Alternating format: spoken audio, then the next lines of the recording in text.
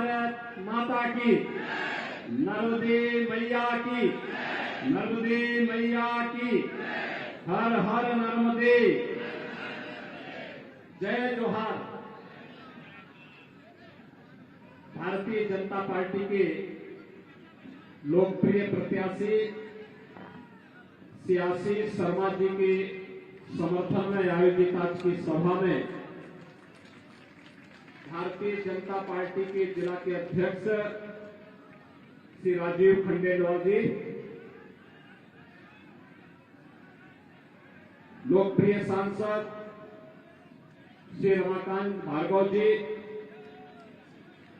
देवास से लोकप्रिय सांसद श्री सोलंकी जी, पूर्व विधायक श्री पहाड़ सिंह जी, डॉक्टर आरएन यादव जी,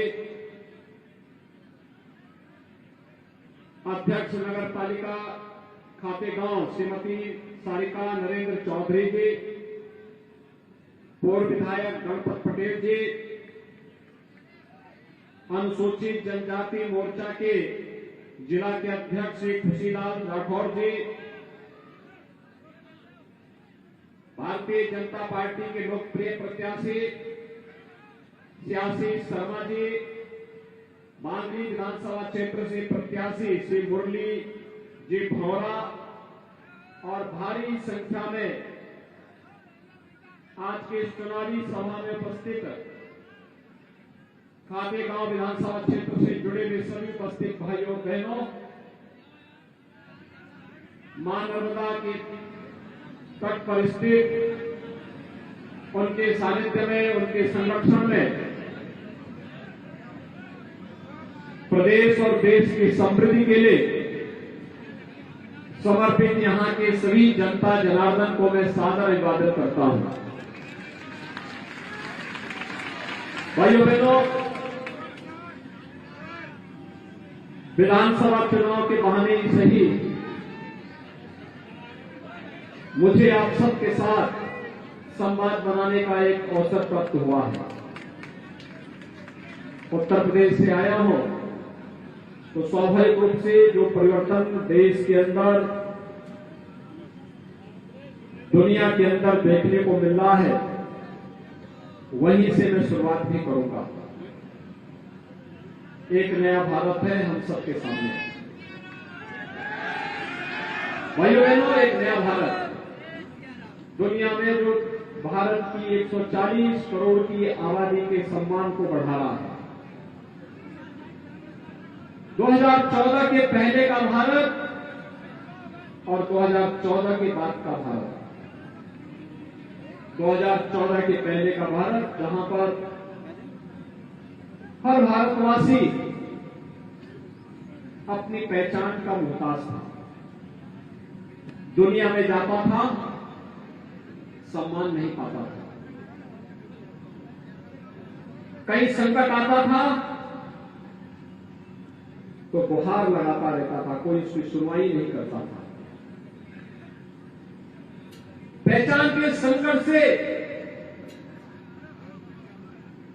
किसने भारत के नागरिकों के सामने इस प्रकार की समस्या खड़ी की थी? इस समस्या की जड़ भी थी कांग्रेस, जिन्होंने लंबे समय तक देश के शासन को किया, अपने परिवार के बारे में सोचा, लेकिन देश के बारे में नहीं सोचा। परिणाम था पहचान का संकट हमारे देश के नागरिकों के सामने, दुनिया के मंचों पर। देश के अंदर अविश्वास का वातावरण, याद करिए देश के अंदर की स्थिति क्या थी। 2014 के पहले व्यापक अविश्वास, व्यापक भ्रष्टाचार, कहीं आतंकवाद था, कहीं नक्सलवाद था, कहीं उग्रवाद था, कहीं अलगाववाद था। भ्रष्टाचार की एक एक परत खुलती हुई दिखाई दे रही थी और उसमें देश के बारे में सोचने की बजाय कांग्रेस के नेतृत्व की उस समय की सरकारें एक परिवार के बारे में सोचती थी। भाइयों बहनों, ये कांग्रेस की त्रासदी बन चुकी है, वह परिवार से मुक्त नहीं हो सकती। और इसीलिए मैं कहता हूं कि कांग्रेस और समस्या ये दोनों एक साथ चलती हैं, यानी दोनों एक साथ हैं। कांग्रेस आएगी तो अपने साथ समस्या भी लेकर के आएगी, उनके लिए समाधान नहीं है, वे देश की समस्या है। और भाइयों बहनों, कोई भी प्रबुद्ध नागरिक, कोई भी सजग नागरिक समय रहते समस्या का किनारा कर देता, उसका समाधान का रास्ता निकालता है, नहीं तो उससे स्वयं किनारा कर देता। ये चुनाव आप सबके सामने एक बार फिर से अपने आप को पहचानने और नए भारत के बारे में अपनी प्रतिबद्धताओं को दोहराने का नाम भी है। उसी के लिए हम आए हैं। 2014 के बाद का भारत कितना परिवर्तन आया है, जहां पे विकास भी है, आस्था का सम्मान भी है। बिना भेदभाव के शासन की योजनाओं का लाभ हर गांव, हर गरीब, हर किसान, हर नौजवान, हर महिला तक पहुंचाने का संकल्प भी है, तो चुनौतियों से जूझने का जज्बा भी है। आतंकवाद की समस्या का समाधान आतंकवाद कहां से है? अगर आतंकवाद कश्मीर में धारा 370 से है तो 370 को ही सदैव के लिए दफन कर दो, न रहेगा बांस, न बजेगी बांसुरी। जब समस्या की जड़ ही समाप्त हो जाएगी, तो देखो बीजेपी तो वही कर रही है। 6 दिसंबर 1992 को अयोध्या में ढांचे को हटा करके कर दिया था कि जब ढांचा ही नहीं रहेगा तो लोग मान क्या करेंगे। जब आतंकवाद की जड़ ही नहीं रहेगी तो कश्मीर में धारा 370 ही समाप्त कर दो, समस्या ही समाप्त कर दो। और चुनाव में जनता जनार्दन को यही करना चाहिए, कांग्रेस को ही समाप्त कर दीजिए, समस्या ही समाप्त हो जाएगी। भैया बहनों, आप याद करिए, अगर कांग्रेस साथी 1947 में सोमनाथ मंदिर की तर्ज पर अयोध्या में राम मंदिर के निर्माण का मार्ग भी प्रशस्त हो जाता। लोक पुरुष सरदार वल्लभ भाई पटेल ने जब अगुवाई की तो कांग्रेस के उस समय के नेतृत्व ने विरोध किया। अयोध्या में राम मंदिर का कांग्रेस विरोध करती रही। जब आंदोलन खड़ा हो गया तो उन्होंने एक नया स्वरूप छोड़ दिया कि राम तो हुए ही नहीं। आखिर कांग्रेस ने कहा ना, सर्वोच्च न्यायालय में इन्होंने एफिडेविट दिया राम नहीं है, ये तो मिथक है, कृष्ण मिथक है।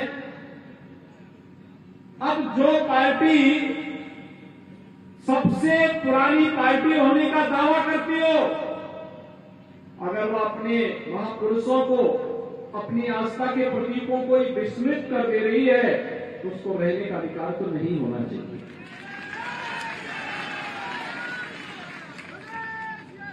भाइयों बहनों, कांग्रेस ने समस्या दी, मोदी जी आए और उत्तर प्रदेश में बीजेपी की सरकार आई, ये डबल इंजन की सरकार ने अयोध्या की समस्या का सदैव के लिए समाधान कर दिया।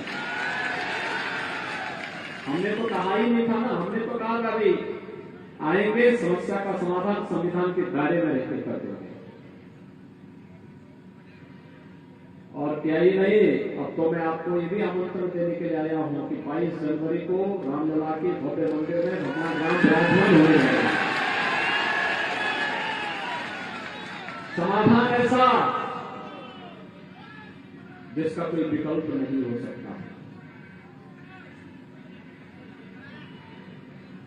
डबल इंजन की सरकार मध्य प्रदेश में थी। महाकाल के महालोक की अनुभूति मध्य प्रदेश वासी कर रहे हैं।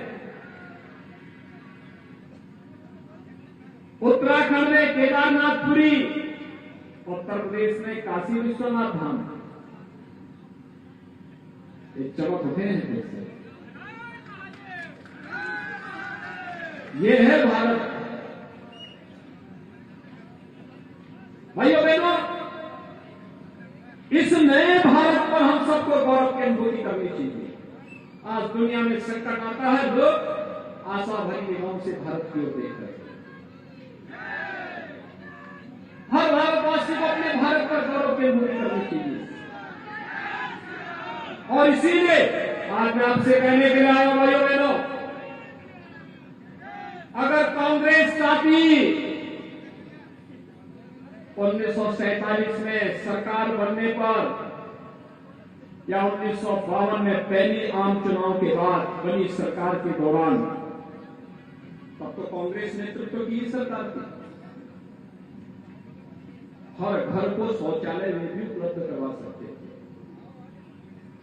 हर गरीब के सिर को ढकने के लिए छत भी दे सकते थे। हर घर में बिजली पहुंचा सकते थे। हर गरीब के घर में रसोई गैस का सिलेंडर पहुंचा सकते थे। हर खेत को पानी पहुंचा सकते थे। एम्स, IIT और IIM की एक नई श्रृंखला खड़ी कर सकते थे। आधुनिक इंफ्रास्ट्रक्चर, अच्छे हाईवे, रेलवे, एक्सप्रेस हाईवे, सिंचाई की आधुनिकतम सुविधाएं वे भी दे सकते थे। लेकिन विकास उनके एजेंडे में नहीं था। कांग्रेस तो कहती थी कि देश के, यानी विभाजन के बावजूद भी कहती थी कि देश के संसाधनों पर पहला अधिकार मुसलमानों का है।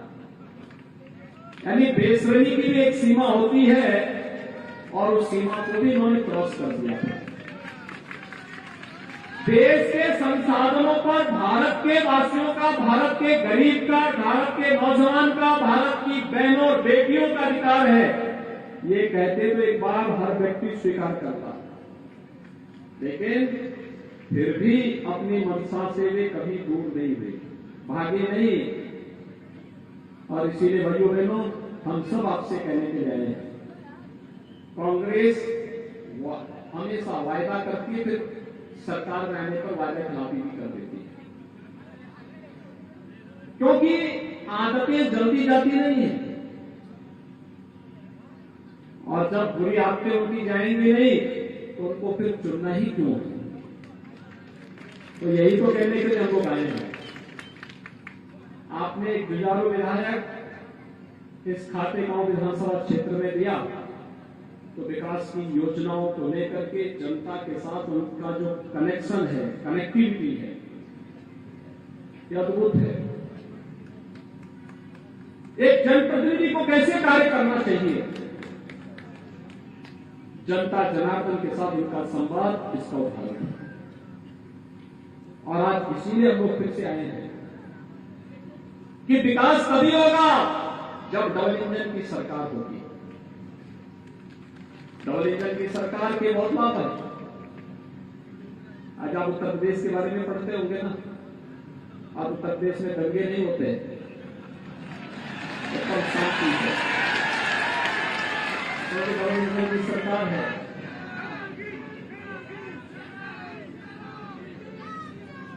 यूपी में कभी हर दूसरे दिन दंगे होते थे, बड़े बड़े दंगे होते थे, कई कई महीनों तक कर्फ्यू रहता था। पिछले 6.5 वर्ष में एक भी दंगा नहीं हुआ, एक भी दंगा नहीं हुआ भाइयों बहनों। और माफिया शब्द तो वहां के लिए इतिहास बन चुका है।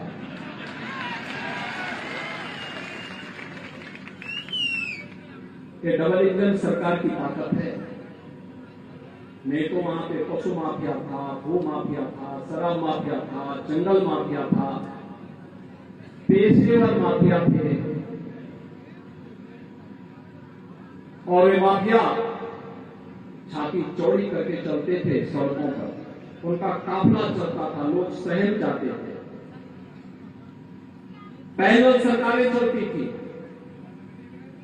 6.5 वर्ष में एक भी माफिया आज के दिन पर ये नहीं कह सकता कि मैं माफिया हूं, चलेगा सर। और इसलिए भाइयों बहनों, डबल इंजन की सरकार खुशहाली के लिए, आम जनता की खुशहाली के लिए,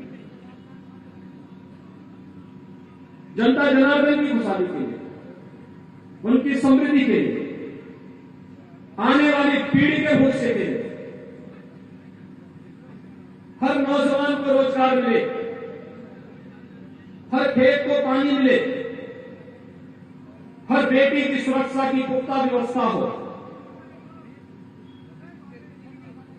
सर्वत्र खुशहाली का माहौल हो। इस संकल्प के साथ जब सरकारें आगे बढ़ती है तो परिणाम आते हैं, और यह कार्य केवल और केवल भारतीय जनता पार्टी कर सकती है। भाइयों बहनों, पिछले 20 वर्ष में मैं इस बात को कह सकता हूं कि कभी उत्तर प्रदेश, बिहार, मध्य प्रदेश, राजस्थान, इन राज्यों को मिलाकर के जो शब्द निकलता था वो शब्द होता था बीमारू राज्य का। बीमारू बीमारू, ये राज्य बीमार थे, नेशनल डेवलपमेंट के जो इंडेक्स थे उससे बहुत पीछे थे, इकोनॉमिक ग्रोथ बहुत पीछे थी, बहुत पीछे छूट रहे थे, ये सब राज्य पीछे थे। पिछले 20 वर्ष में मध्य प्रदेश ने एग्रीकल्चर के क्षेत्र में अद्भुत काम किया, अपने डेवलपमेंट की रफ्तार को डबल डिजिट में पहुंचा करके देश के सामने उदाहरण प्रस्तुत किया। और भाइयों बहनों, ये शिवराज सिंह चौहान जी के नेतृत्व में हुआ, सचमुच एक अभिनंदनीय कार्य इसके सामने आगे बढ़ा। मध्य प्रदेश बीमारू राज्य की श्रेणी से उभरा। आज मैं कह सकता हूं कि मध्य प्रदेश भी और उत्तर प्रदेश भी बीमारू राज्य नहीं, लेकिन बिहार और राजस्थान अभी बीमारू बना हुआ है। जहां कांग्रेस होगी वहां बीमारी जरूर होगी।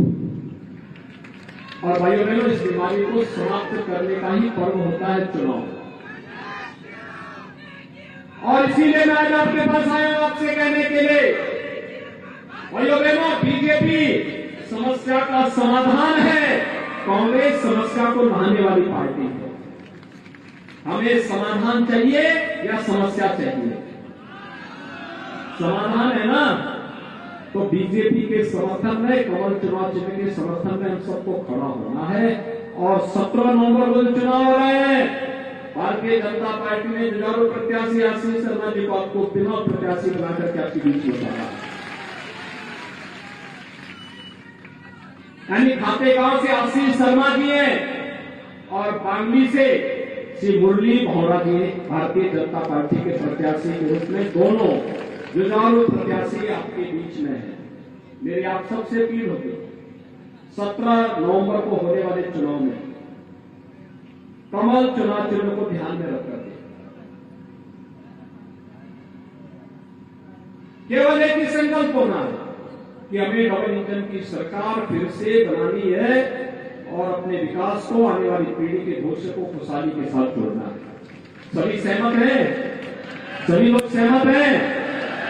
जहां कहीं नातेदार रिश्तेदार होंगे खातेगांव विधानसभा क्षेत्र के साथ साथ बांगली विधानसभा क्षेत्र और पूरे मध्य प्रदेश में इस संदेश को पहुंचाने का काम करेंगे ना, पहुंचाने का काम करेंगे। एक ही दिन में चुनाव हो रहा है पूरे मध्य प्रदेश में।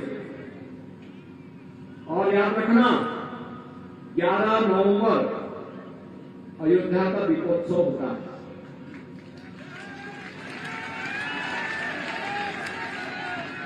उस दिन हम लोग संकल्प लेते हैं कि हर बुराई को त्यागेंगे और अच्छे के लिए कार्य करके खुशहाली को अपने द्वार तक, अपने घर तक, अपने गांव और अपने क्षेत्र तक लेके आएंगे। दीपावली का भी संकल्प हमारा होना चाहिए कि अपने प्रदेश की समृद्धि के लिए, अपने क्षेत्र की समृद्धि के लिए एक अच्छी सरकार हम लेकर के आएंगे और अच्छी सरकार के लिए भारतीय जनता पार्टी आपके सामने है। दीपावली इस संकल्प के साथ हम सबको मनाने की आवश्यकता है। आप सब सहमत हैं ना? सभी लोग सहमत हैं? कमल चुनाव चिन्ह पर भारी बहुमत से विजयी बनाएंगे भाजपा को। सभी सहमत हैं? इसमें कोई संदेह नहीं है ना?